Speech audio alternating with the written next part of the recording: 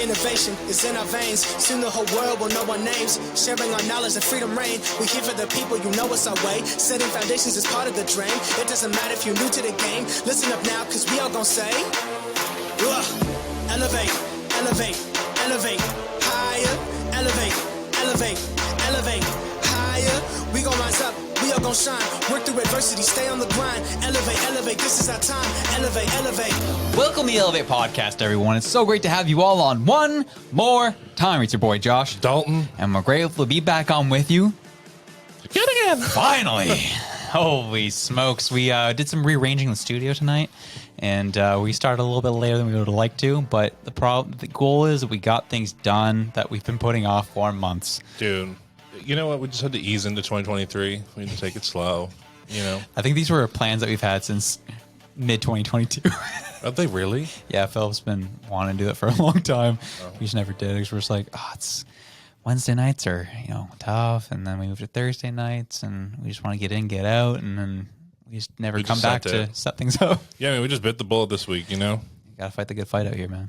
Yeah, exactly. So, lots to get into this week. Today is a more Halifax-centric podcast because there's a lot of things going on in the city and the province that we want to get into, and we apologize in advance for those who aren't from here.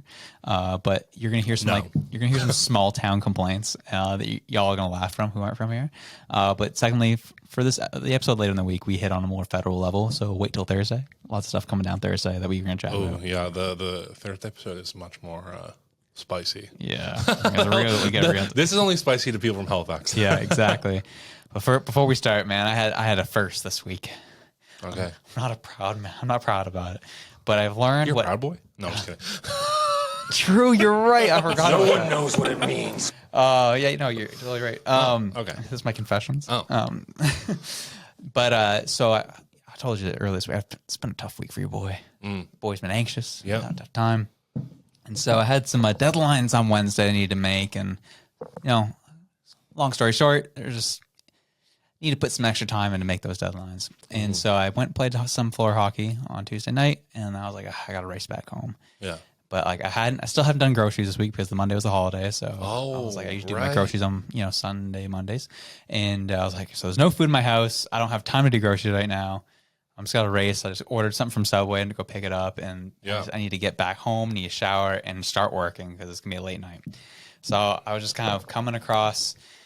At the time, it was coming up on a major intersection in the city, and I was getting up to it, and there was like a crowd of there's a good solid line of cars on my right as I'm coming towards the intersection, but there's no cars here, no cars coming this way. I was like, okay, if this thing goes yellow, I can make it, and I'm not going to get hit.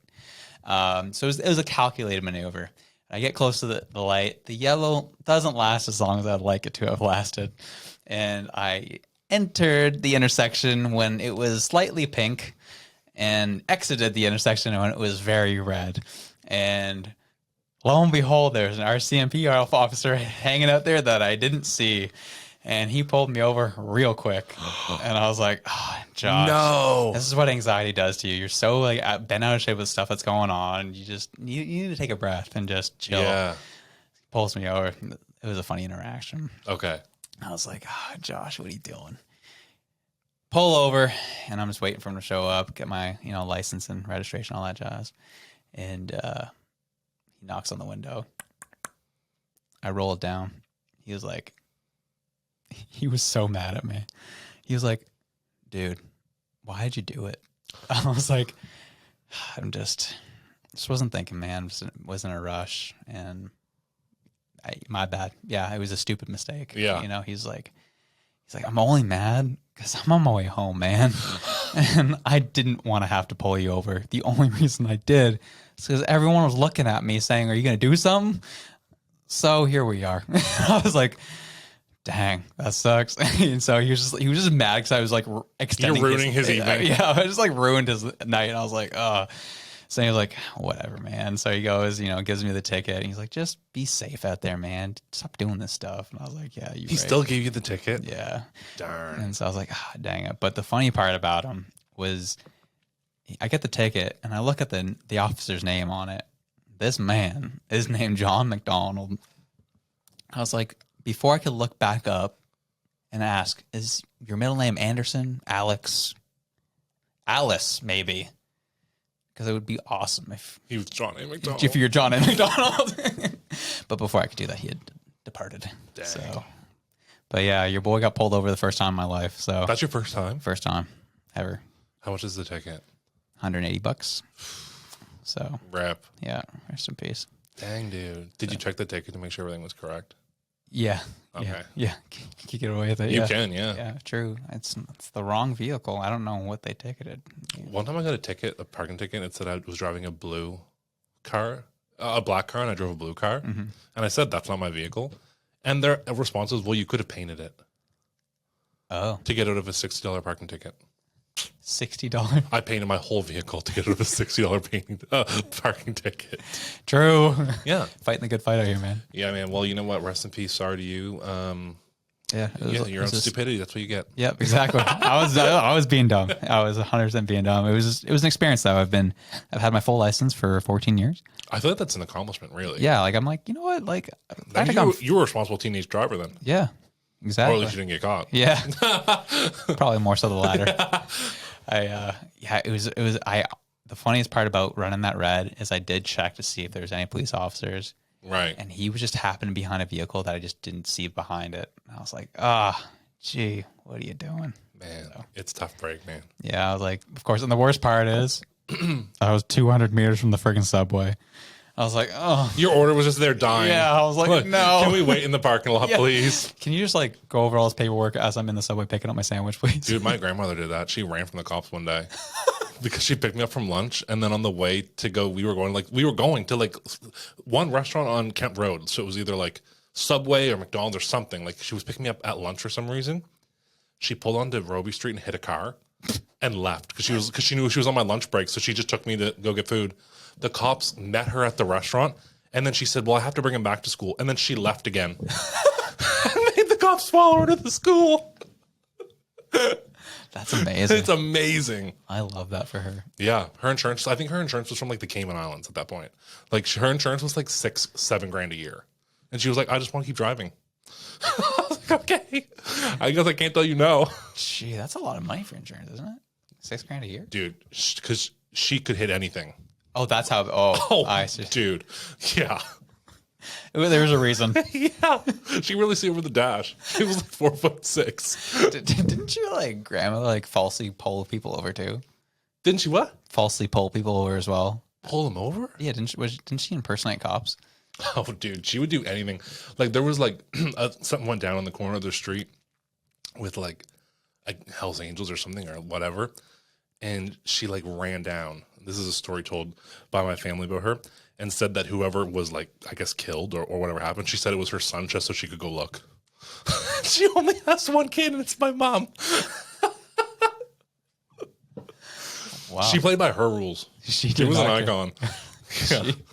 We love to see it, man. So let's get into it. That's the opening story. So private healthcare coming to Halifax. Dude, I sent this to Hannah was browsing Facebook, saw this ad.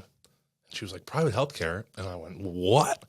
And she looked into it, and it's essentially like Maple, but in person. Oh. So you pay a monthly subscription fee, and you actually get to go in and see this, either a doctor or a nurse practitioner, which a nurse practitioner is almost a doctor. Like they do a lot of school as well. And they can do everything from like headaches, colds, sinus issues, prescription refills, minor ailments, and like refer you to specialists and things like that. So it's like, it's wildly helpful. The owner, I guess you'd call it the man who's starting this, found himself without a family doctor after a quadruple bypass surgery. His family doctor retired, so then he was able to join his wife's primary practice. That doctor then retired within like 4 months, and they were not hiring a replacement. So they were both without a family doctor after he just went through quadruple bypass surgery. So he was like, that's what inspired him to start this company. I wonder how that journey started for him in terms of like how you start kind of rolling that out. Because I'm guessing he doesn't have much of a background in healthcare. Well, I think he's a nurse practitioner now.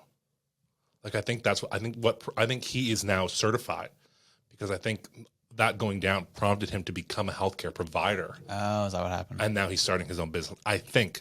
But if not, he is for sure the one who owns it and is at least hiring these people. Right. So he's either maybe the health provider or he's just a business person. But I think it's a wildly helpful service. Yeah. The only reason I'm asking is I'm curious from just like obviously every CEO there's a different variations of CEOs in the world. And there's a CEO who built something that scratched their own itch. And that's kind of what that kind of reads to me as. Definitely. And so I'm just really curious, if he doesn't really have any healthcare background, how do you get through the red tape? How do you establish something like that? Yeah. To kind of work through it. I'd be curious. I'd be curious to track that guy down. You're right, because I feel like that's such a tight-knit community as well, where it's like, for example, you can't even own a Shoppers Drug Mart or a Lawton's without being a pharmacist. Like you can't be the primary owner every owner of a Shoppers Drug Mart is a pharmacist. I did not know that. Yeah. So anyone who owns a Shoppers, at least say a team owns it, like say you and I wanted to buy a Shoppers, one of us would have to be a pharmacist. So I'm wondering how this gentleman started this. Like, does he have to be, or can he hire the healthcare team? Like, can he team up with someone and they both own it? I don't know. I don't know how it works. Incredible. Because it's so fresh. Like, that was just released yesterday. They don't even have a website yet. I couldn't find it. Right. What are they called? It was called Blue. Oh, that's right. It didn't come. Yeah, there is a screenshot, but I don't think it came through. Blue Nose Health. Blue Nose Health. See, the issue is there's another company called Blue Nose Physiotherapy, and that's what comes up right now when you Google it. Interesting. But they appear to be different. Oh, now there's tons. I also Googled this yesterday, and that was not there. So you're bitter. I am bitter, man. Blue Nose Health, Nice primary website. care health, primary care clinic, by appointment only. Access the healthcare you deserve when you need it most. Yeah, they're for real. This was their, as you said, the press release. You said, Yeah. access to timely, convenient primary health care is making its way to Nova Scotians next week. Locally owned and nurse practitioner-led Blue Nose Health Primary Care Clinic will open its doors on Yonge Street in Halifax on February 27th. And it's everything you said. Subscription-based, private, and nurse practitioner-led. Yeah. Interesting. It's honestly really valuable. And one other thing, I mean, this is valuable for two reasons. It's in our community and it's community led. Like there's doctors from our community, which I think is important, or NPs from our community. But for anyone with a business who needs cell phone service, and this is going completely, it'll all tie back in. Okay. We recently switched our cell phone service for my company over to TELUS for Hannah and I. Mm-hmm. If you open a business account with TELUS, you get access to TELUS Health for free, which is Maple. It's literally this app, dude. It's insane. I'll show you here. It's called TELUS Virtual Care, and you can open it up just like Maple, and you can start a consultation with an NP for free, no cost, just by paying your phone bill. As a TELUS customer, as a TELUS Business Mobility customer, with 2 lines. So if you're a couple and you have a sole proprietorship or a small business or a corporation, and most people need a cell phone, you can get free doctor access just by paying your phone bill. Huh. So tip for the homies who want to switch their phone plan to TELUS. Yeah, totally. You do. Yeah, so those who don't care, and we're recording. Yeah. Your boy, sometimes what we do here is we like to have backups on backups and backups, and we have a primary version, which Philip is overseeing, but there's an audio backup that I'm supposed to be overseeing, and I just hit record on. So, if the first screws up, well, the first 10 minutes of podcast are not recorded. It's a 15-minute special segment for those who subscribe. Yeah. Yeah, true. Boom. Here for it. Oh my! But yeah, to tie that back into healthcare, there's now. I mean, yeah, there appears to be tons of options to at least talk to someone who can help. Like an NP can do most things a doctor can, so that's pretty valuable. Yeah, totally. Yeah. I know Reg Manzer is not happy, but we're stoked. We agree to disagree on that. Yeah, and that's the beauty of life. Let's get some private healthcare up in here, baby. Listen, at this point, I'll take what I can get to see a doctor. It doesn't have to be perfect right now, because what has right now is not perfect either. Mm-hmm. So I'm okay with somewhere in the middle. Yeah, it's nice to see a version open up, because I know we had a private healthcare practice that opened up a couple of years back, and it closed within a year. So I'm curious how this one will go. I mean, I feel like now more than ever we need it. Yeah. So see how it goes, and continue on with the Halifax issues going on in the world. Let's just kill our downtown. Yeah. We, those who are not aware, they are city council's looking at introducing paid parking on weeknights and Saturdays. So as soon as I saw this, I instantly thought of you, and I thought of a question I wanted to ask you. Okay. The downtown area of Toronto, like downtown Toronto, is it mainly people who live in Toronto that go to downtown Toronto, or is it a lot of tourists? Or are tourists going to certain destinations in the whole GTA? Like, are people flocking to downtown just to browse downtown Toronto? It's a good question. When I lived there, yeah, so like it's very heavily tourist driven. Okay. But also you have a lot of people that live down there that just frequent. I was just actually just talking to a friend yesterday who moved out of downtown, moved out to Brampton recently. Okay. And he said, it's cool to live in Brampton because you get to kind of live a more like a true lifestyle of fitness and getting into like sports and stuff. Right. Whereas you live downtown, you're just living downtown to party, go to clubs. That's really all there is to do. And so it's just kind of a different lifestyle. Yes. And so when I was growing up, I kind of lived on the outskirts. I frequently went downtown. Okay. And it was just kind of go shop, just to hang out. That's where we would meet all of our friends down there, type of thing. Yeah. I was a different kind of person in general because not all my friends lived where I lived. We lived in various parts of the city. We just kind of meet downtown. Yeah. But I've started learning during my time living in Halifax that my high school experience was very unique compared to the people who live here, just because it was easy to go to a club.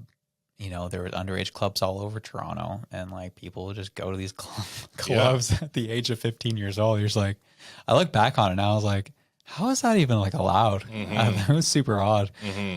But it was, and it was just a different lifestyle. So exactly. And the one thing that like brought attention to me is that, the downtown is generally a lot of tourists or people going downtown to meet with friends for supper or meet with friends to go do something.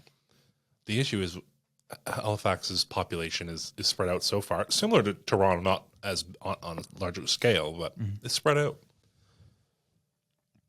This is, I think, going to deter people from coming to downtown. Like, the point is, like, the people who, like, there are people who need things in the city that they come specifically when it's free to park because they can't get here another way and they can't afford to pay for parking. So, and they definitely can't afford to pay it somewhere like Nova Center or something like that. And so, like, I just think that charging people on the weekend and evenings is just like another deterrent. Like, because our downtown, like, things are closing.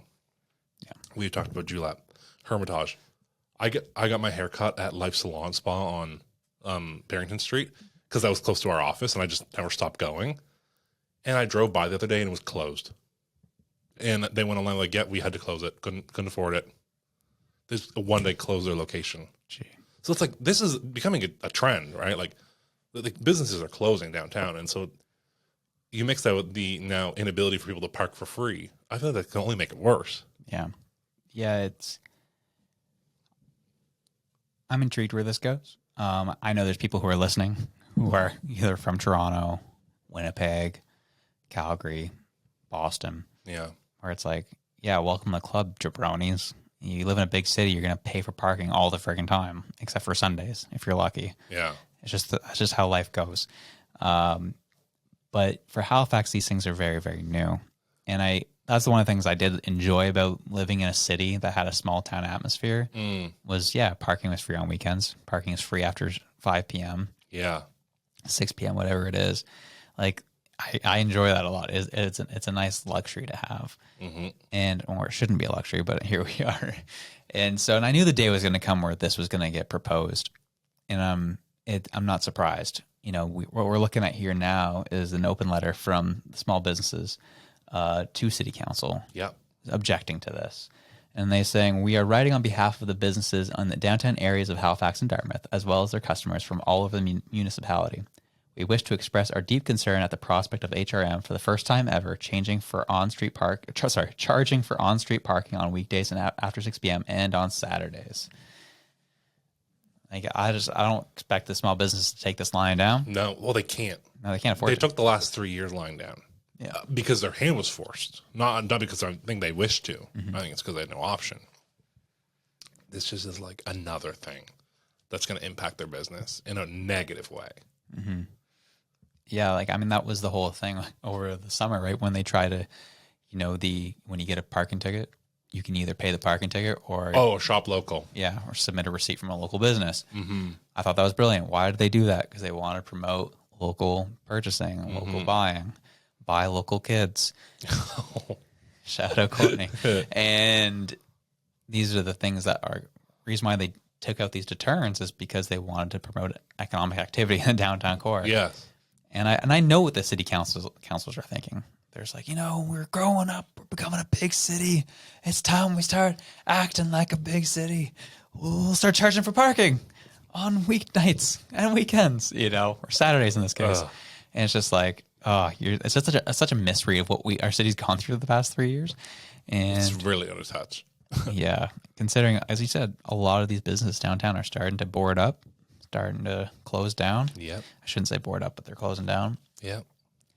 And when you kind of, we know what Nova Scotians are like. Yeah, we started attracting more higher net worth individuals to the region. Yep. But Scotians are Scotians, man. They still want a deal.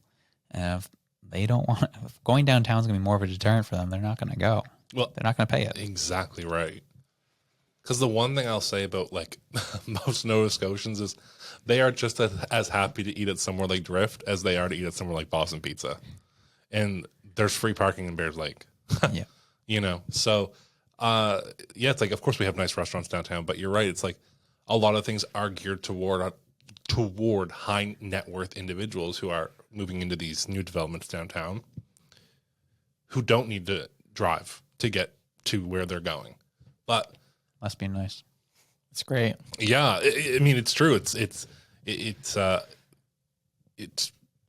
admittedly a great lifestyle for people who live downtown. I just don't know where this ends, like for businesses. Like that's the only thing I can think of is like even Park Lane, for example, will give you free parking after 6 p.m. Like weekends are like they only charge you for the first few hours because they know they want you to stay in their mall and shop. So this just comes across as a huge deterrent. Yeah, and it comes back to, is it on purpose? Is it just councilors being greedy? Who knows? But all I know is it's not a positive outcome for small businesses in downtown. Like, I'll admit this on air myself, my bad, but I've stopped frequenting restaurants downtown Halifax altogether now. Oh, really? Yep. And it's not because they have done anything wrong. It's just because you said their hand is forced. We're seeing supply chain disruptions. Yeah. Inflation's through the roof. That's going to affect the things you purchase. And so it happened when I was at the Kahan house, when I first had this realization. And I, ordered kind of their chicken sandwich, which usually I really like, really well done. And I think it was like $4 or $5 more than it usually was. I think it used to be 16, 17 bucks, and now it's worth 20. They're asking 21, 22 for it.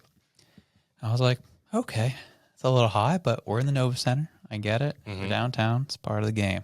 I understand. And then the food came out. I was like, that it was sandwiches was lacking, and even the side of fries was they were scrounging the bottom of the barrel on it. And I was like, okay, maybe I just got the end of an order. But then, like, there's two other people at my table that got the same things, and they looked identical. And I was like, we're in a recession, aren't we? Yep. That's kind of how I was like, gee. That's what shrinkflation. Yeah, exactly, right? I was like, I'm paying more for this dish by probably about 25% more. And then I'm getting probably 25% less on the dish than I normally would get. And I was like, this was a trend, not just like a Han House, but at other restaurants in this I was going to. Yeah. Where I was like, it was just a continuing theme where the dishes were getting smaller and the prices were increasing.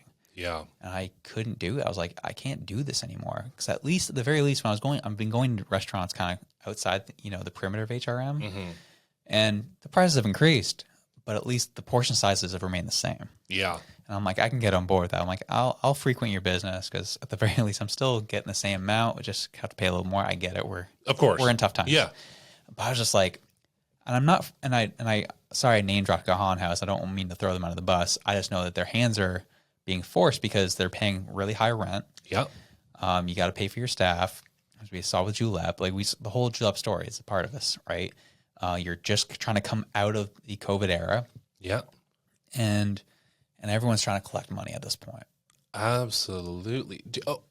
Did you ever go to? Do you know Steak and Stein, the restaurant Steak and Stein? Yes. So the Halifax restaurant, which I used to go to all the time as a kid, and I still love today, out of nowhere announced they were closing in February, and that the Dartmouth location was going to stay open. Iconic. Then this last weekend, did you see? The Dartmouth location had to close immediately because their landlord, because it's a commercial property, there's no rules for commercial leases, really. Like, there's no regulation. Up the rent from $40,000 a month to $60,000. I didn't see that. That's why they had to close. Their rent went up $20,000 a month. Are those numbers correct? Yeah, that was from the release. Gee, 20. It just seems like 20 grand seems super drastic. And the building's old. It's a 50% increase. Yeah. Wow.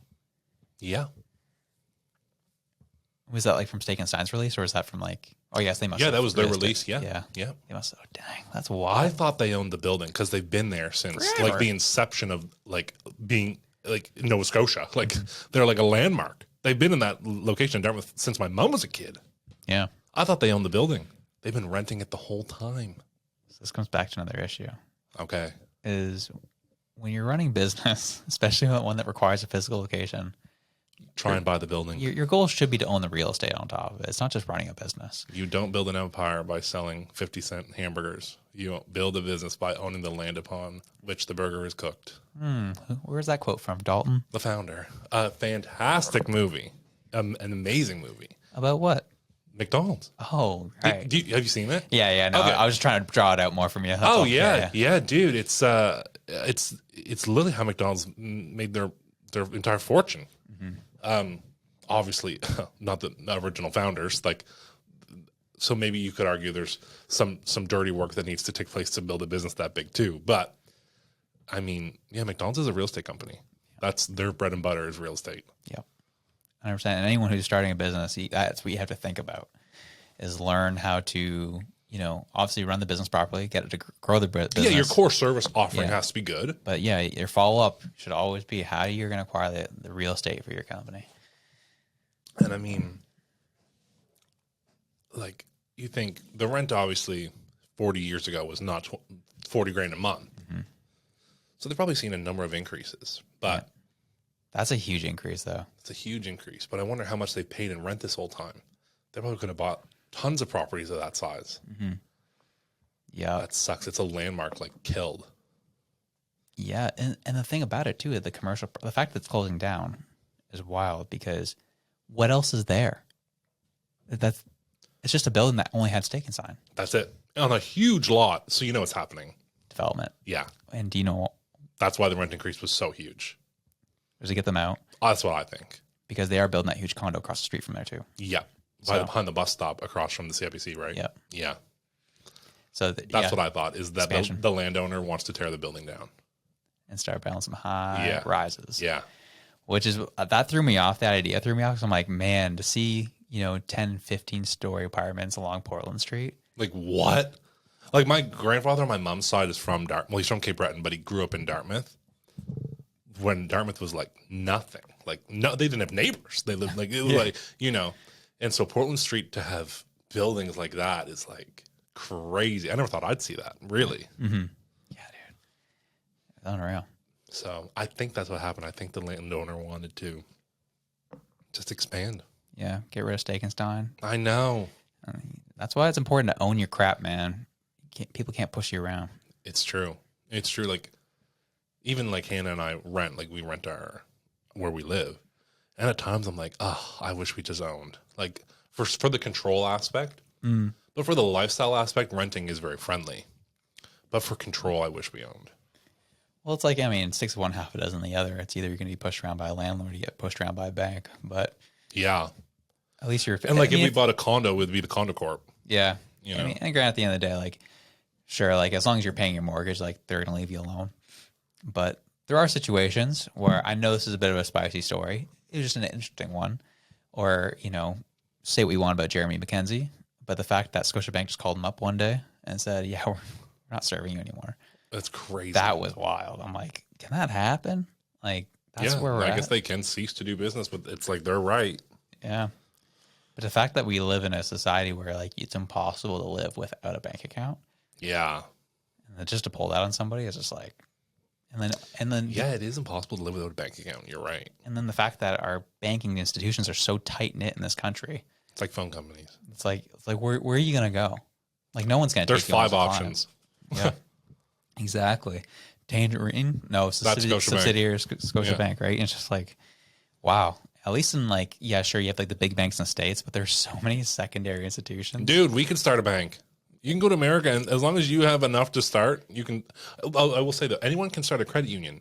That's true. Anyone can start a credit union, and you just need. I mean, you need a fair amount of money because you need to have money for your fractional reserve lending. But you mean your no reserve lending? Well, yeah, I guess you don't have to keep any technically anymore. But yeah, you can start a credit union. But like, I guess, yeah. To be fair, there are credit unions you can bank with, but it's not a bank. It won't be a bank. It is, by definition, a community-owned and led, very small financial institution. Yeah, which isn't always a bad thing. Yeah, they serve me very well. Yeah, you give back to your community a little bit, and you own a part of the institution. Yeah, so not too bad. Yeah, you get to vote. Shout out voting.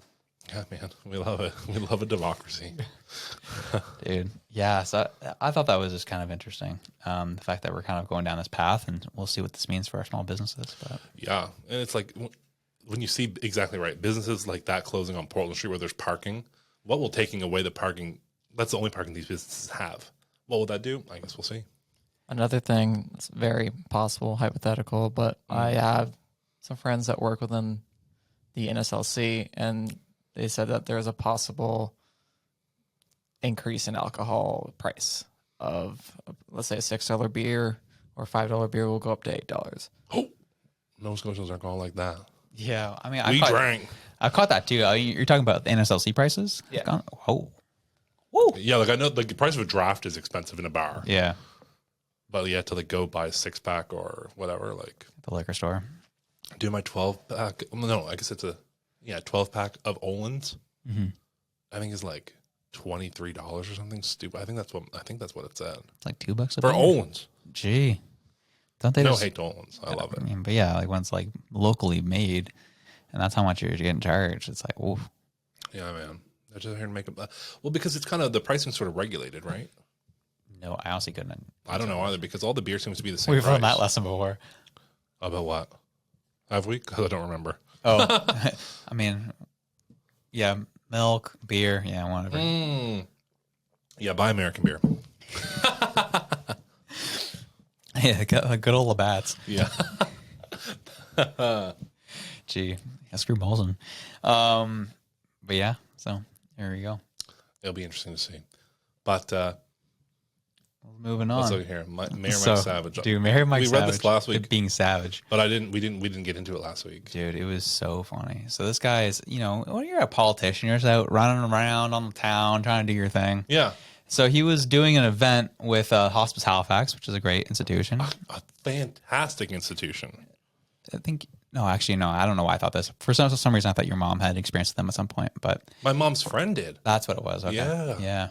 An amazing experience. And so, kind of walk me through again what they do again. Like, obviously, I know what hospice is, but just in terms of Hospice Halifax, I mean, they're like making the dying process extremely comfortable for the person dying and for the family, and they're doing that by, essentially, it's like apartment living for someone who's ill. So that person is being given their daily luxuries, the things they're used to. They're comfortable, and through medication and counseling or whatever it is they need, they're extremely comfortable. And so it's, of course, palliative care. So there's you're there for a reason, an unfortunate reason, and so they're making that process as comfortable as they can, and they do a fantastic job. Mm-hmm. That's awesome. I'll have to hear it. I mean, as I said, it's a rough need, but it's a need nonetheless. And Of course, yeah, so obviously, strong people. the mayor of the city is doing an event with Hospice Halifax, and he says, "A fun evening for a great cause tonight. Feeling the love for Hospice Halifax at Halifax Conventions. A great city to live in. Should be a great place to die as well." Yeah, shout out Mayor Mike Savage. Oh, of course. Oh my gosh, Karen. Karen Cook. Her name's Karen. What a tasteless and tacky thing to say. Shame on you. And no masks on, including Lisa Barrett, with COVID still spreading like wildfire through hashtag Nova Scotia. The amount of people that brought up the COVID thing in the comments, I was like, bro, get a life. Really? Yeah, there's a lot of people. That's really funny. Do they even report on COVID anymore? No. They do like every couple of months, I think I saw. But who wrote this tweet? The Grim Reaper. Okay. I like it. I thought it was funny. I thought it was funny too. But what do these people think hospice does? I know. It's just like, because of the thing that's been going on in the city, where just like things aren't going well with healthcare, things aren't going well with like inflation, and things just like overall the city's getting, crimes going up.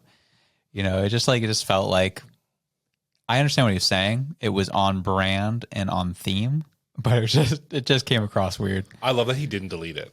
That's what I call. No, I love the conviction. It's funny. Yeah. Get a life. Yeah, that's what the one thing. I mean, I used to love Mike, but over time, I'm like, my favor for him is like slowly waning.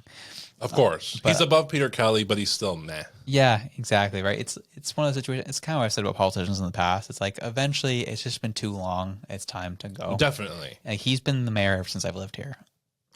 So whoa, I'm pretty. At least we're getting up to close to 12 years now. I was gonna say, yeah, because he got in, I think, right before. Yeah, dude, he's been in power for over 10 years. Yeah. So as I said, politicians, it's time to go. But this was, I read it. He's so suave too. Like he's like a winer and diner for sure. He's iconic, dude. He knows how to rub elbows with people. Is what I've gathered with him. He's what? He knows how to rub some elbows with people. Oh yeah. Like if he wasn't a mayor, he'd be a CEO of something. Oh, he can schmooze for sure. Mm-hmm. And like the way his collar's not done up, like he's the mayor. I just love it. He's like, whatever, I'm here. I'm a boss. Yeah, it's great. It's a great place to die too. Get over it. Yeah, man, it's funny. Shout out, he's got my vote. And he's done it all without a mask. Good for him. And Karen Cook does not. Karen Cook has a photo of a broken bridge. I know. Everyone at her. Yeah. Yeah, so I thought it was funny. I want to reread that again. A fun evening for a great cause tonight. Feeling the love at Hospice Halifax. A great city to live in. Should be a great city to die in as well. Iconic. Dude, you know what? I love it. Shout out! What a great hospice advertisement. It should be a great city. And if you look at it literally, it should be a great city to die in. Why not? Why not have resources like this available? Yeah, Halifax should be as great as it was. None of us make it out this thing alive, man. So you might as well be comfortable if you need it. True. I think it's up. Shout out Hospice Halifax. No, for real. Jokes aside, they're dope. Wow, that was wild. So who's Lisa Barrett? She's an MD of some sort. She's a doctor. Oh, that's why they're upset that she's not wearing a mask. Yeah. Oh my gosh. Let's pull her up. So they're mad that she wasn't like virtue signaling. She doesn't. It's rare when they don't put it in their bio. She has nothing in her bio, but she's verified. Well, she had MD in her thing. I don't know. Oh, sorry, infectious diseases ID. Yeah. Oh, okay. She's in. I get it. Now so still in. Yeah, I'm starting to see why the COVID lifers are still bent out of shape. She's an infectious disease expert. Whatever. I should tell you everything you need to know. Because that's it for another episode. Yep. Enough of the freaking COVID. But I guess we'll get into the wild card segment for the night. I love it, dude. Which one are you going with first? We'll start with Biden choosing to go to Ukraine with $500 million. Okay, yeah. Well, that was wild. Over East Palestine. Yeah. That's insane. Dude, the whole East Palestine stuff is starting to get very eerie to me. Oh, it should. It really should. Like we talked about last week where on the show with Courtney, where it's like we talked about last week where no one's talking about it. You mentioned this. Mm-hmm. And a week has gone by, and people still haven't talked about it. Yep. And there was like a cryptic tweet from Biden. That was the best that he mustered up. I haven't heard a dang thing from any of our politicians, which people are just like, well, Josh, it was in Ohio. I'm like, yes, it was in Ohio. Do people not realize that Like that's 50 clicks away from Lake Erie? Well, did you not see the chemical rain in Ontario? Oh, yeah, I did see that in Hamilton. All the oil on what looks like oil on the ground. Yep. After a rain. East Palestine is not far from the Canadian border, y'all. No. Sorry to break it to you. And people need to be reminded of that. And so the fact I haven't heard anything from our politicians from any side of the aisle. I haven't heard from provincial. I haven't heard it from a mayor. All I heard from a mayor was that he was resigning because he had a relationship. That was weird. And then people were egging his window. Yeah, I saw that. Bro. And he was just like, chilling. He's just packing his stuff. Yeah. Poor guy. Oh, rest in peace, John Dory. And so I haven't heard anything from him. No one's talking about nothing from Doug. Nothing from Trudeau. Obviously, I expect that. But also haven't heard a thing from Polyev. Yeah. Especially didn't hear from the people's champ, Jagmeet Singh. Didn't hear from anything from him. And I'm like, why are none of our politicians talking about this? I know. Like, what is going on? Because Vanguard owns everything. Because Vanguard and BlackRock own everything. True. It's just been odd, right? And so these people are in East Palestine, Ohio, are just asking for answers. They're asking what's going on. When Biden says the air is safe to breathe, go back to your homes. It's all good. And, wildlife is dying in the streams. Wildlife is dying on your farms. Dogs are dying on the front lawn. No one from any leadership of the administration in the States has decided, thinking it's a good idea to go. Biden hasn't shown up. Buttigieg hasn't shown up. He's the Minister of Transportation. Mm-hmm. Kamala ain't nowhere to be found. We're like, but Biden hops on a jet, goes over to Ukraine with $500 million. With money. And I'm like, sir. And just today as well, Justin Trudeau was talking about Canadian issues, inflation, and then he turned it right to Ukraine. Interesting.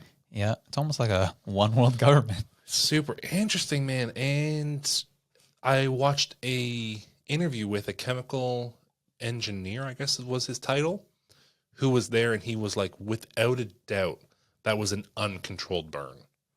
They 100% were not in control of that burn. It would not have happened where it happened, at the scale that it happened at. Yikes. Not surprised. Yeah, me either. I'm like, yeah, that checks out. Yeah. Makes sense. And the thing that blows me away is these people keep willing us into World War III, which I find really odd. You got Ukraine goes over there, and it's a proxy war right now at this point, where America, the West, isn't in it, but we're just funding the whole effort on one side of the battle. So we're in it. Yeah. And then Biden goes over, and this is where I'm like, bro, like, what are you doing? If you're trying to de-escalate, this is not how you de-escalate, which we know that he's not trying to de-escalate. Mm-hmm. But he goes over, money in hand.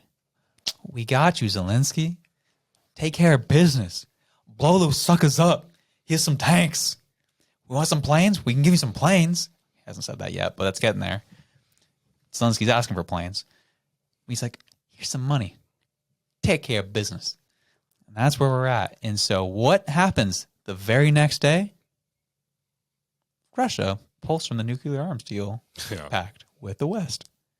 Now they're just making as many nuclear weapons as they so please. Wow. Didn't see that coming. Backfired. Yeah. Didn't see that coming. And then what happens? A couple days after that, Xi goes on a visit to Moscow, has a nice little chat with Putin, as China funds Russia in this battle. It's crazy.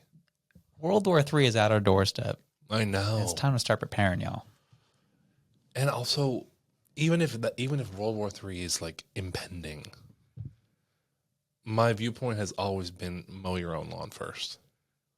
Like, put your safety mask on first, dog. You got American citizens who are begging for your attention, and you go to the Ukraine. Yeah. Not to be insensitive, but to be honest. In a moment like that, who cares? You got American citizens who need your attention. You're the American president. Yeah, you're not the Ukrainian president. Yeah, Sorry. deal with them first. Not saying they don't deserve your attention, but they deserve it at a different totem on the pole. Totem. Well, shut up. Different totem on the pole. Stupid. But you're right. Yeah. If I lived there, I would feel like my only option was to move. And your home value is probably worth nothing right now. Yeah. So that's also a hit to these people. Is your home is now where it potentially is not safe to live.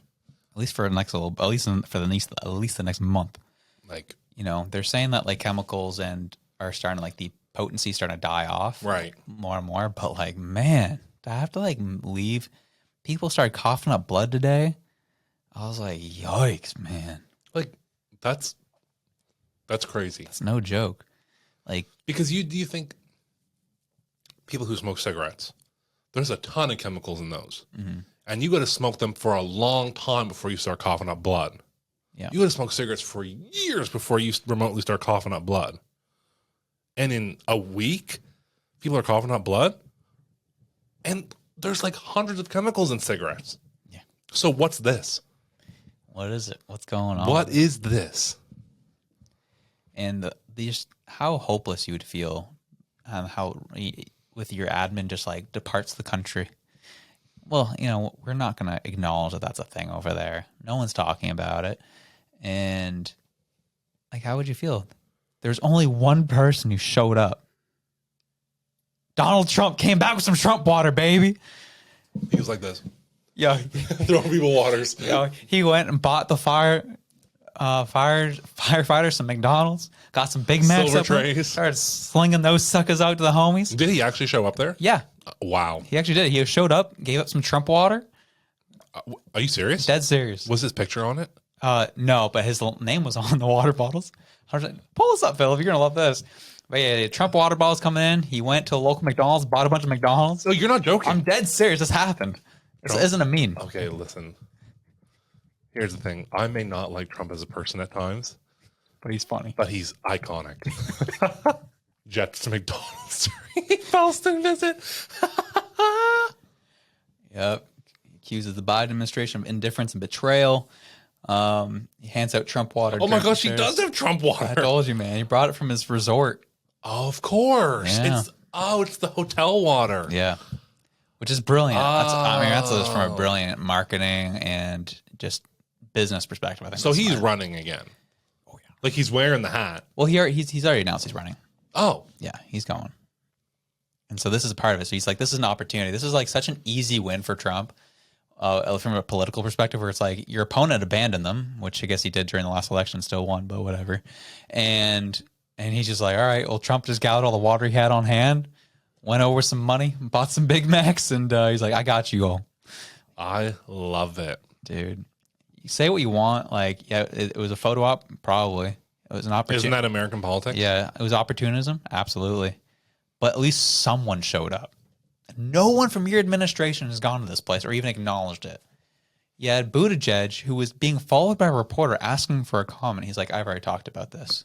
I was brushing it off. I was like, oh my gosh. Dude. Are you kidding me, my guy? And wasn't there just an article on that Google page saying that Buttigieg blames Republicans? Right at the bottom. Buttigieg criticizes Trump.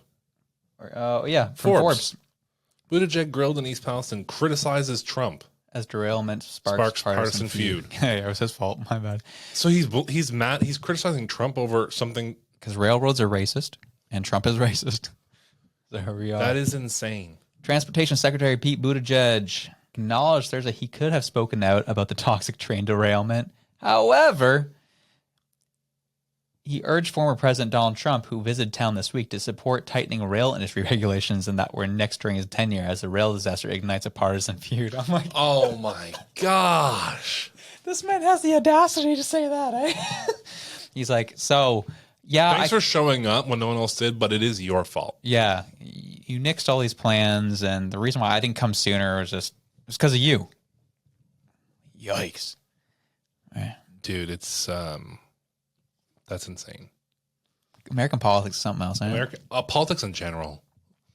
I'll be honest, like there's moments where I think about like existing in North America, and I'm like, I think there are places in Europe where I would feel a lot more free. Like the way certain countries are run in Europe, I'm like, yeah, I get it. I get why people are flocking there. Right. Yeah. Yeah. Here's a real question. Mm-hmm. This one goes up to you, Philip, as well. What do you think comes first? Civil War, World War III? Okay. My mind went to World War III because it's looming. I mean, there's like traits of a civil war, but I mean, there's physically war happening right now that could lead to World War. That's fair. I think right now, especially with the amount of stuff that's coming out, I mean, especially like the balloons over the last couple of weeks too. Oh yeah. I think it's probably World War III, but I think if nothing happens within the next month, probably a civil war at that point. Oh, wow. That's pretty soon. I still think we're probably in Canada. I think overall, I think we are 2 years from a World War. Oh, sorry, from 2 years from a Civil War.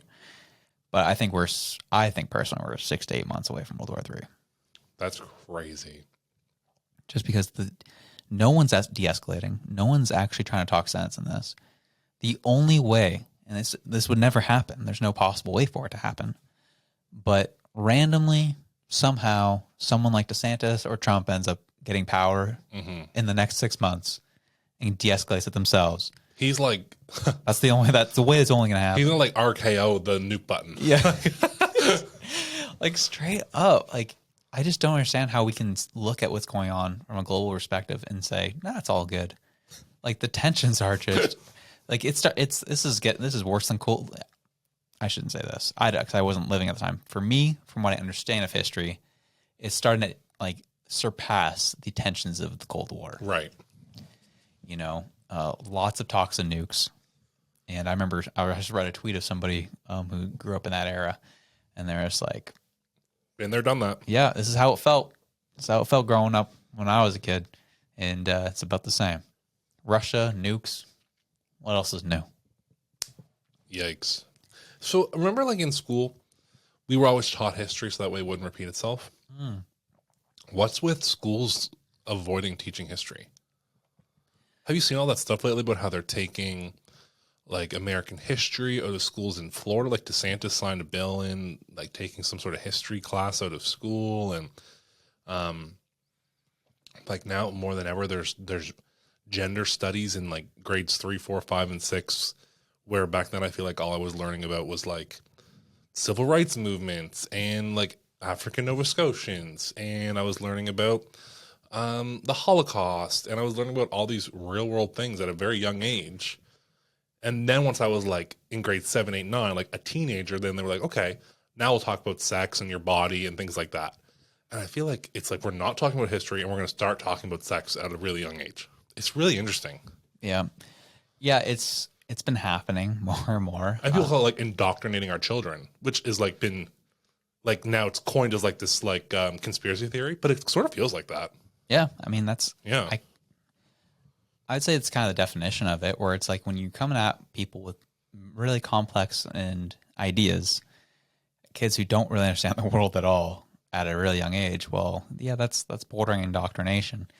You know, isn't this the same issue with that? You know, again, for the sake of simplicity of the argument, I know I'm speaking broadly. I know it's not everybody. Yeah. But isn't it like kind of that side of the aisle? At least for me growing up, liberals were the ones who were very like anti-religion in school, keep it out of our schools. Yes. Let's just focus on math, science, and move forward. Yes.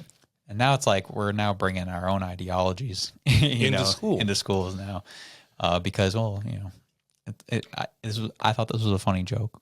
You know, this might, you know, hurt some people, but it was like a story of a woman who was just kind of at it was like a teacher meeting or whatever. It was a parent-teacher professional. It was a professional meeting. Oh, okay. And so everyone had to kind of go around. It was like one of those like retreats or whatever, right? Oh. Everyone had to go around and give their names and their pronouns. So everyone kind of went around, gave their name and their pronoun, and then got to this one woman, and she gave her name and then left at that. And there's like, whoa, what are your pronouns? She's like, no, thank you. I'm not religious. I was like, oh, gee. But like, it's getting to that point now where like, it's an ideology now. It's not really about like what's best for people. It's like you're hammering people if they don't agree with what you believe. That's religion. And then to tie that back into the school thing, in my mind, I'm going to teach a child history in like grade 5. History is not up for debate. History is fact. Mm-hmm. Sexual orientation, how you feel in your body, when you hit puberty, when you have feelings of whether or not you are gay or bi or don't like any, or you're not interested, or you're not there yet. Those change as you get older. They're fluid, really. Like it can't, like to say that what you feel when you're in grade 5 is what you're going to feel when you're in grade 12 is not true. You cannot say that. But you're being allowed to make decisions based on how you feel in grade 5. That's sort of scary. Mm-hmm. At least for me as a child, I had a lot of wild. I mean, I'll put it out. My parents love roasting me for it all the time. But yeah, like as a child, I was throwing on lipstick. I was trying on things. I was just being a kid. You're a kid. You're just trying things, right? Dude, because you're a kid. That doesn't. Man, what if you had been allowed to act on that? That's what I'm saying. It's like if my parents were just like, were those folks like, oh my gosh, he wants to be a girl, and just like went and had me go through surgery to make me a girl. Oh my gosh, dude. And I've said it 100 times. Like if I ever become a parent and I have a son, and that day he wants to wear a dress, I don't care. I could care less what you want to wear. Go ahead. You're a kid. The fact that we even care is insane. Like, do what? If you're not hurting anyone, you could go out in a tutu and then one day in a wrestling costume. I don't care. Yeah. You're a kid. You're supposed to have fun and just think, oh, like, I've got a lot of friends who are girls. I want to look like them today. I don't care. Yeah. I don't care. And not in the I don't care as in like, I'm not going to pay attention. It's I don't care as in it means nothing anyway. Yeah, like kids are kids, man. Like, let them have an imagination. If they're now in grade 10 or 11 and they're going, I don't feel right in my body, that's a conversation. Yeah. Of course. Mm-hmm. Even earlier, to say you start going to puberty at 12 and say something feels wrong, well, sure, that's fine. But just to look at a kid in elementary school and say, well, they're dressing like a girl and I think they're a girl. It's like, well, maybe just let them play it out. Right. Let them work it out. Yeah. Let them just be a kid. And if I just because when you're growing up, you're counting on adults to be the moral compass. You're counting on adults to kind of help you with those decisions. I thought my parents knew everything. Right? I thought my parents knew. They're now as an adult, I'm like, oh, you're just a big kid. Right. You only know as much as you know because you've been on Earth this many days. Mm-hmm. I thought they knew everything and could figure out any problem. Yep. Same. And when that person says, this is what's wrong with you / what we're going to do, you think, okay. Guess we're doing that. You have always protected me and done what's right. But on top of that, too, with your parents, if then like my teachers or other authority figures in my life just started saying, yeah, you're right, we're going to do this. And I'm like, what if you feel like you can't say no? Right. Like what if you feel like you're going against authority figures because you don't feel like the way they're telling you feel? Yeah. Exactly. All things, I mean, obviously I don't have any first-hand experience with it, but these are all things that I've seen from other parents on the internet who are concerned about what may be happening in school. Yeah. I don't know. I think it's a valid concern as, like I have, a significant other who's now working within the school system and you start hearing stories, right? You're just like, there's times where like, from what I've heard and seen so far, like, teachers are trying their best. Yeah. With what they're given.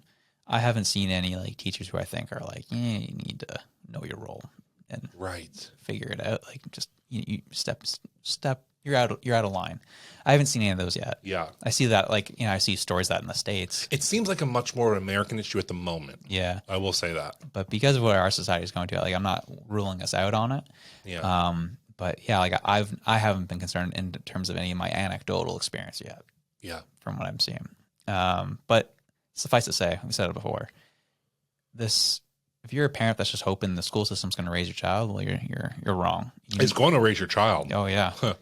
It will raise your child. And then you wonder one day when your child just doesn't like you anymore. You weren't engaged. And so this is one thing I'll give some advice to the parents, as a non-parent, but like just remain engaged with your kids' schooling, remain engaged with their teachers. These are things that my parents did, and it was really helpful just to know that my parents cared about my education was nice. And then you also know what's being taught in the classrooms and what's going on, and just understanding what your kid's absorbing. Yes. And so, as you said, your kid looks to you as you do know all the answers. So make sure that you're prepared to help whenever they come across tough things. Very well said. Very well said. Yeah, and exactly right with the teachers. Like, they spend more time with the teachers as a child. You're there for more awake hours with your faculty than you are with your parents. Yeah. Oh boy, that's weird. Eh? That is. I don't know how I feel about it. It's like, there's part of me where I'm like, homeschooling might be valuable, but then you lose the social, and like, I think that's equally as valuable. So it's a tight. And then you think, well, there's private school. And I think, well, I wonder, what's that even all? That's a whole other can of worms, right? God, I couldn't imagine being a teacher in a private institution. The one thing I like that they do is uniforms. You like that? I'm very pro uniform at school. Oh, It evens the playing field. We all look the same now. That's off the table. right. Usually, dress is a part of how you express yourself. And how you can be bullied. Right. That's a good point. Man, shoot, we're gonna go a little long on this one, but because there was something that came up, I was watching a podcast with forgetting her name, but she's a defector from North Korea. Okay. Oh, I'm forgetting her name. Awesome. She has a really cool story of how she got out and this, that, the other. And so they are having this debate on the podcast about pronouns. And there's like, what were you, like she, from her perspective, thinks the pronoun debate is dumb. okay. That's kind of her perspective. Okay. And there's, in the interviewer's like, okay, like when we'll put the question out. When you were in North Korea, what were your pronouns? And like they said it tongue in cheek because obviously they knew what the answer was going to be. They thought they knew what the answer was going to be. And she came back very sharply and she's like, our pronouns were we. Oh. There was no I. There's no me. It was just we. And I was like, oh, that's actually very deep. That was very profound. Yeah, I didn't see that coming. I was like, wow, like that's like what a dictatorship looks like, which is really interesting. She is the one with family still in North Korea, right? Yeah. Yeah, I know who you're speaking about. I wish I knew her name because she's like incredible to watch. Her story is insane. Incredible story. Yeah, so anyways, we'll leave it at that. And last but not least, This is funny. a former Clinton aide from the 90s, Bill Clinton we're talking here, just was found dead. With a rope around his neck, Yeah. full of bullet holes, but In his no chest. but no gun. No gun at the scene. And, So, and they ruled it a suicide. a suicide. So he's hung by his neck. I don't think he was hung by his neck. He was just strapped to the tree whip by the rope is what I understood. Oh, We'll read it. Let's read it. I understand. Death of shot Clinton aide. What the heck? I don't even know how this is weird. Death of shot Clinton aide with Epstein ties found tied to tree, ruled suicide despite no gun at scene. Mark Middleton, 59, who served in the Clinton White House in the 1990s, was found dead on Heifer Ranch in Perryville, Arkansas. Almost 1 year after Middleton's death, a police report obtained by the outlet this week revealed that the Little Rock businessman was discovered with a gunshot wound to the chest and an extension cord tying his neck to a tree. By his neck. Yikes. I could see the male was obviously deceased, Deputy Jeremy Lawson of the Perry County Sheriff's Department wrote of his arrival at the grisly scene. But notably, Lawson's account includes that while officers located a gun case and 3 boxes of buckshot in Middleton's BMW SUV, there was no weapon in sight. So that's what I've been hearing. Buckshot. Is so he had some type of automatic trigger, and he was strapped himself to a tree, and he tied some balloons to the gun, and automatic shot him in the chest, and then the gun floated away. That's what the reasoning is. That's what all the balloons have been. Yeah. Oh. My gosh, dude. I get it. Yeah, I think they think we're stupid. I think they think that we are uneducated. Yeah. The people that are making these claims. That's insane. At least the Epstein one is a little more believable. It's A little. Because there's like, yeah, there was no, he wasn't full of lead. Yeah. You know what I'm saying? Like, what? Yeah, they really do think we're dumb at this point, and like, or no gun. They're lazy and just don't care, and they're just like, yeah, we know that you know these things now, and But this is easier. Yeah, we don't really care anymore. It's just easier to say this. Yeah. Like an autopsy would easily define if he was killed by strangulation or a gun wound. Like, Right. Ay. Dude. And so people are saying it's like, is it politics related? Maybe. Who knows? Maybe he just like had sex with the wrong guy's wife. Who knows? Right. Because it could also be unrelated to politics. Of course. But yeah, he could have skeletons. yeah, but his ties to the Epstein and Bill Clinton, and we all know everyone in the Clinton circle ends up dead at some point. So They also somehow all ended up on his island. yeah. Oh boy. So Weird stuff, man. weird stuff. So this is where I fall down holes a lot, like looking into myself and like looking into what it means to be alive on planet Earth, and I like fall down these holes. And I recognize like we all started at one point by being born. Our parents effectively make decisions for us for 18 years, and then from there on, it's on us. I want to know what decisions these men made from their point of being 18 to building a career in politics to becoming a high-profile celebrity effectively and making a conscious decision to go to Epstein's Island. I want to know, what were they talking about on those plane rides? What was the discourse? What were they saying? What were people in that circle doing? I want to know, like, how did no one at all ever say to him in his private life, don't do this. Like, this looks bad. This could be bad. This could save you from, like, did everyone in his life think, yeah, that's normal. Go to the island with Epstein, where we can see on the plane he's got underage girls. That'll be fine. Like, I want to know in that moment in time what was being said. The more I've been reading up on like a lot of these rich people and all these things, Aristocrats. I've learned that we give them too much credit. What I've learned is they are just. I always felt strongly about using this terminology because I really felt it needed to be reserved for specific people. But I'd actually agree at this point. Is these people are evil. Yeah, that's the reality. Like, they think these things are okay. They think they can get away with it. Yes. Mistreatment of youth, mistreatment of women, and they think we'll do nothing about it. So I really think it. I think these people are just like to their core. Yeah, they're bad people. Yeah. That's the part that like gets me, is where I'm like, humans are one of the few species on Earth where like we willingly, for no reason, like for example, like two hyenas out in the wild may kill each other out of survival. Like one may be bigger than the other, and they may be out of survival. But humans will just, for no reason, hurt other humans, and I cannot figure out why. Right. And it like is always in my mind why the human race is one of the few that purposely are terroristic on their own kind. Mm-hmm. Yeah, it was. This is something I learned. What I thought was interesting. But just when you come to like reading the Bible and stuff like that, and I started kind of reading about some of the stories in the Old Testament and some of these countries or groups of people who just did some really brutal things to, you said, their own people. Like there was, forgetting what the group of people's names were, but their god was Molech. Mm-hmm. And what they would do is they had built the statue, and they would have this, the statue kind of went into the ground a bit, so it like kind of had a mouth. Oh. And it kind of came out of the ground, and then they had this kind of like, it was like an iron tongue that came out.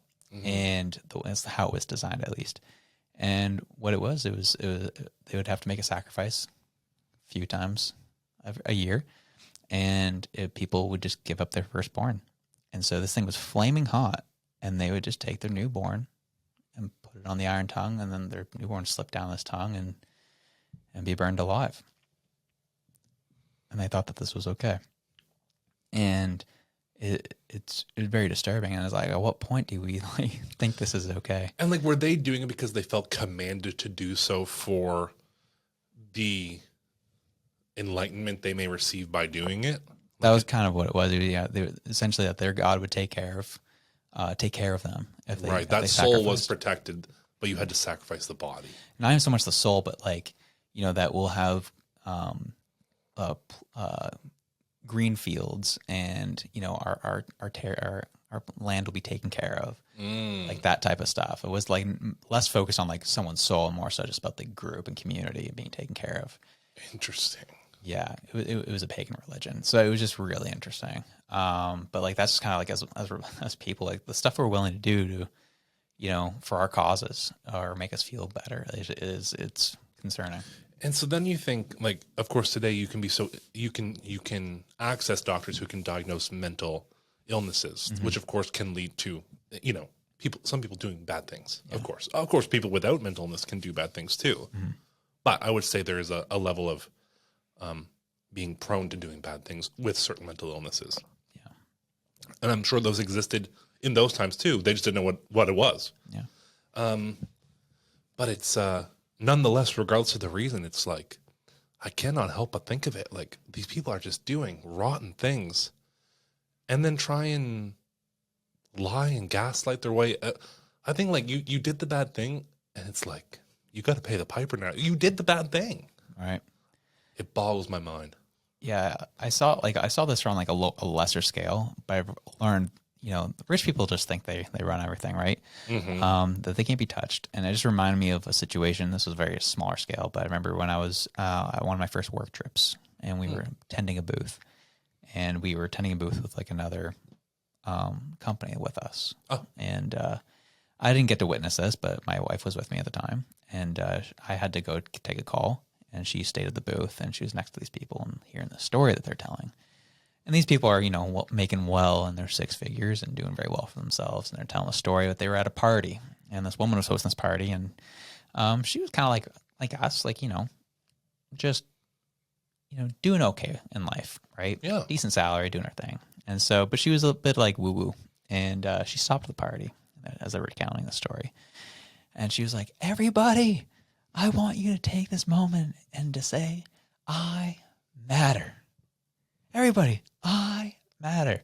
And so as the individuals recounting the story, everyone started laughing about this whole thing. I was like kind of goofy, kind of woo-woo.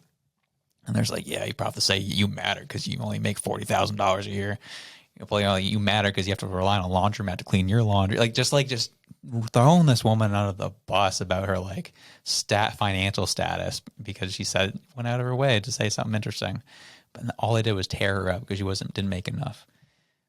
People who make a lot of money just really are detached and they don't fully get it, and that's why people wonder or curious why people support Trump.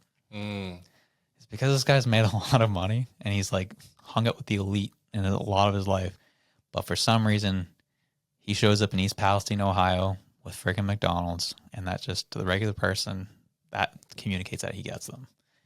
It's interesting how that works. It is very. So it seems like in religion you'll hear the love of money is the root of all evil. It seems to be true.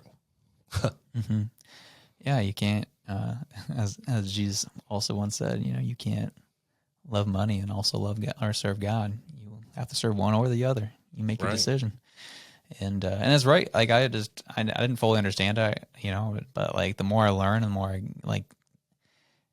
if you really want to be good at some things, you're gonna have to serve it. That's just the reality. Yeah, that's just how we live. Like, you know, I was listening to an interview with Kobe Bryant, and the reason why he got so good was because the only thing he ever did was play basketball. Right, that's all he did.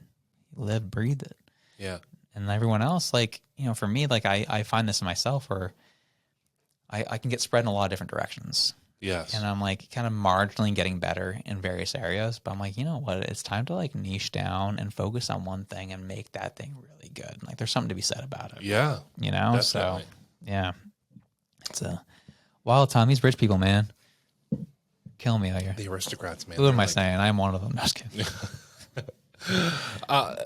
It's a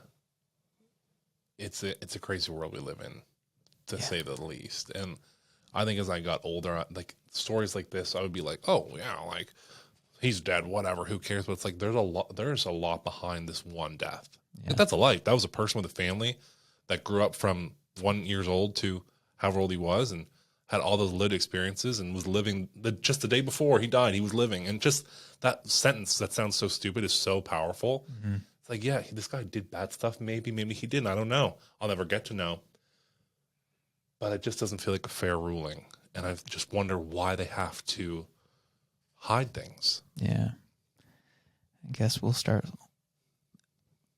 What I've learned too is the minute that things start getting messy, things start just like, as you said, like they just start getting lazy with the reporting, getting lazy with how they do things. Yeah. It means that the narrative is starting to unravel.